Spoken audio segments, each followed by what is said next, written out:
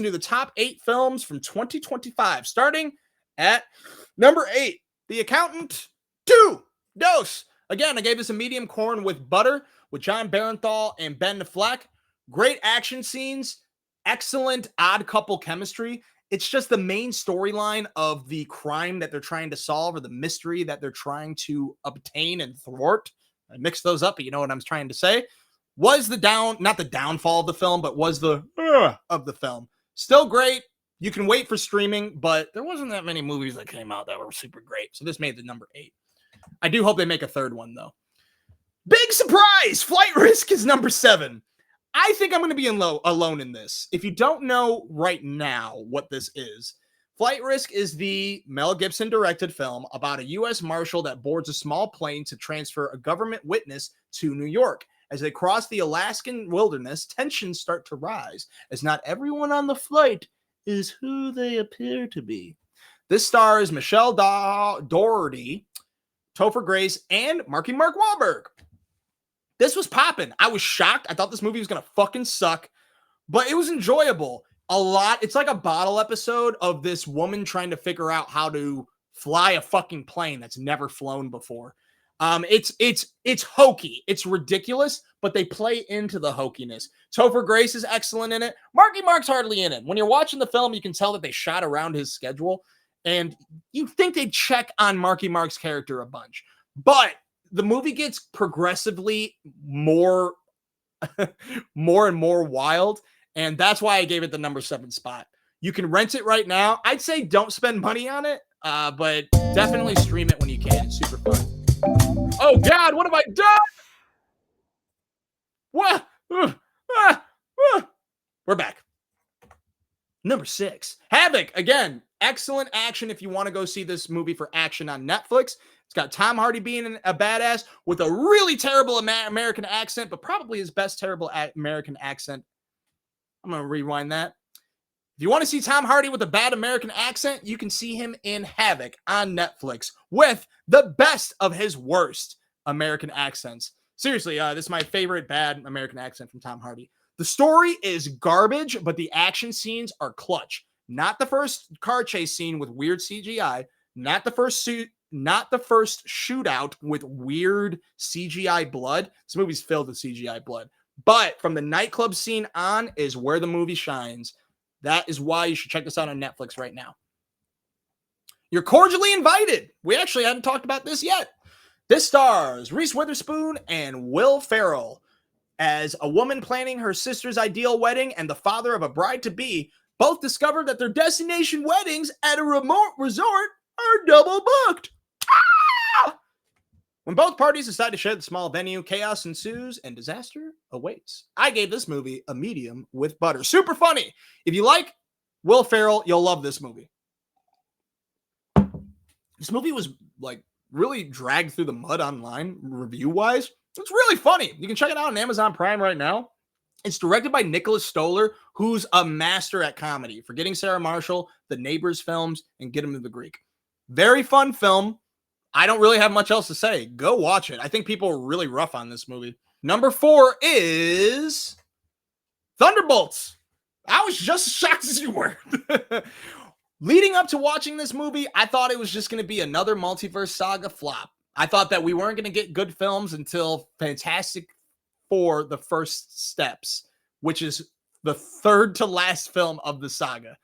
However, we got... Oh, I'm sorry. That's not the third to last. The next films we got are Fantastic Four: The First Steps, Avengers: Doomsday, Spider-Man, and a New Way Home, New Day, and then the last Avengers film, which is Secret Wars. Very reminiscent of the first Avengers. The end credit scene was fun. It was funny. It just wasn't anything that was like, oh my God. It was like, we're getting back on track, even though we've seen that end credit scene a bunch. But besides the third act and them fighting depression way too much, very fun film. Great group. Great chemistry. Great time at the movies. I recommend going to the theater for this. Again, I gave this a medium with butter. It's just one of them days. It's just one of them days. It's all about Keke Palmer and SZA. When her boyfriend takes her rent money, Alyssa and a roommate race against the clock to avoid eviction and keep their friendship intact. I watched the trailer for this, guys. A lot of people came up to me and were like, aren't you excited for One of Them Days? Popcorn Poppy, we know that you love one-day films. We know you love Keke Palmer. Don't know if you love SZA. I loved SZA only from the featuring standpoint. I had never sought out SZA, and it's not because I was never uninterested. It's because I never thought to reach out to SZA. Until I listened to Kendrick Lamar's last album and hearing about One of Them Days and her starring it, I decided to give her last album a shot, and I fucking loved it. I'm very excited to go through the rest of it. Thank you for reminding me. I got to listen to the album again. Now, when I was going to watch this movie, again, I watched the trailer and I was like, I don't know, guys. This doesn't look funny to me at all. People are like, really? I'm like, yeah, I feel like I've seen this movie 1,000 times. I'll watch it, but I don't know. It doesn't look good. But it fucking crushed at the box office. Thank God, because we need R-rated, specifically black films to make that fucking Skrilla chinchilla. But we really need comedies to make a big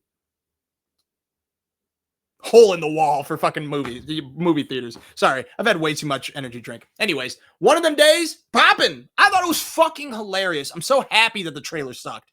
I was nervous that SZA was going to suck in this because she's not known as an actress and she's an amazing artist. Usually, in my eyes, the better the artist is, the better a musician is, the more meh they are at acting. Of course, there are there are exceptions to the rule. Childish Gambino, Donald Glover. I can't think of anyone else. Will Smith, although, you know, his music's aight. But One of Them Days, highly, highly recommend. It's got a large popcorn, guys. That's why it made it to number 3. It's our first large popcorn of the top 8 films of 2025. You can watch it on Netflix right now. Mickey 17. Everyone forgot about this movie. No one I knew watched it, but it was praised online, I believe. If you don't know Bong Joon-ho films, he did Parasite, which you can watch on Netflix right now, Snowpiercer, which you can watch on Tubi and Pluto, and he's done some other movies, but he is a director, a Korean, I think a South Korean director, and I feel like the general public isn't really ready.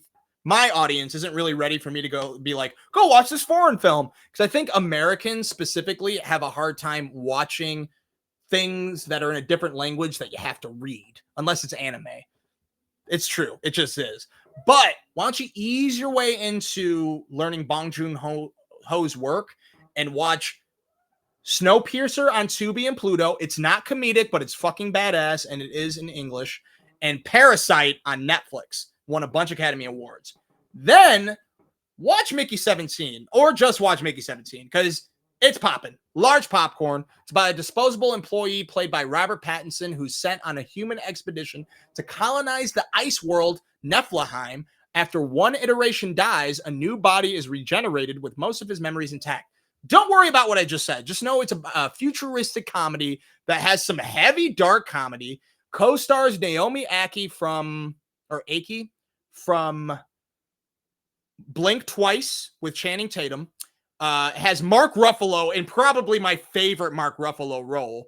Toni Collette, who's always awesome, and Steven Yeun, who's not in the movie that much, but he's really, really good in this. He voices Invincible, in case you guys didn't know. Anyways, great film. Excellent. The only reason it didn't make number 1 is because of how much I was like, I love what I'm watching, but I have no idea where this movie's going. Bong Joon-ho is really good at genre films, where it's a bunch of different genres combined to make a very pleasant experience. But since he's a foreign director and they have a different formula of how stories go, it is very, very unexpected.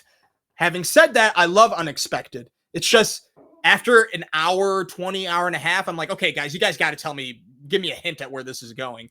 But it's super dope. I love it. Robert Pattinson makes some choices with his character, which at first I'm like, I don't know, man, this is really annoying, but it ends up working. Shout out to Robert Pattinson. Let's go to the chat before we reveal the best. Okay, I guess we are going to reveal it right now. So I accidentally did that. Guess what the best film of the year was? Sinners. Even though I said the second half was a bit uneven, this film is a large popcorn, poppin' faux show. Michael B. Jordan, Haley Steinfeld, Delroy Lindo, and a bunch of other people. Excellent film. Super dope horror film. First half, great, masterfully suspenseful, excellent movie theater experience. One of the best scores in cinema. Has one of my favorite scenes. Seriously, like top 5, one of my favorite scenes. Go watch this in theaters. It's in IMAX. I might go to the theaters again because I have more time because I didn't have to prepare this goddamn episode anymore. I went through a lot of work. So if you agree with this list, if you've seen any of these movies, make sure you comment. Make sure you share this video as well and tell the people at home.